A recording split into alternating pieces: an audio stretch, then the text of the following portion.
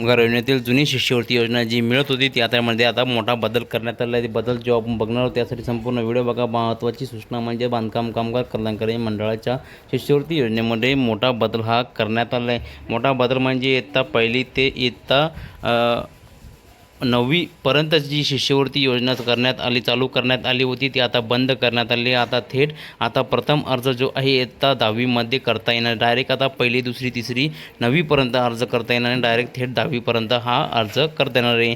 जर इयत्ता पहिली ते 9वी दरम्यान E01 अर्ज भरलेला असेल तर 10वी व 12वीमध्ये शिष्यवृत्ती मिळणार नाही असे तर E01मध्ये सरळ उल्लेख करण्यात आला. अशा विद्यार्थ्यांना थेट इयत्ता 12वीमध्ये अर्ज करता येईल अशी ही महत्त्वाची बातमी आहे. पदवी ग्रॅज्युएशन शिष्यवृत्ती योजना बंद करण्यात आलेली आहे. मित्रांनो, पदव्युत्तर पोस्ट ग्रॅज्युएशन शिष्यवृत्ती योजना बंद करण्यात आलेली आहे. या दोन्ही योजना हा बंद करण्यात आल्या आहे.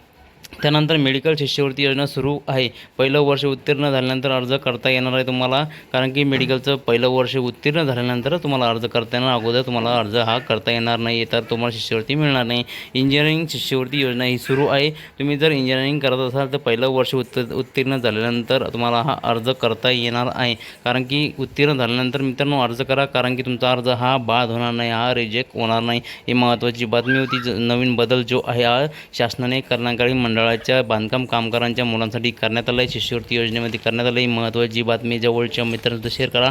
अशा नवीन अपडेटसाठी मित्रांनो चॅनलला सबस्क्राईब करून ठेवा, जेणेकरून तुम्हाला महत्त्वाचे अपडेट वेळोवेळी मिळत राहील. धन्यवाद. जय हिंद, जय महाराष्ट्र.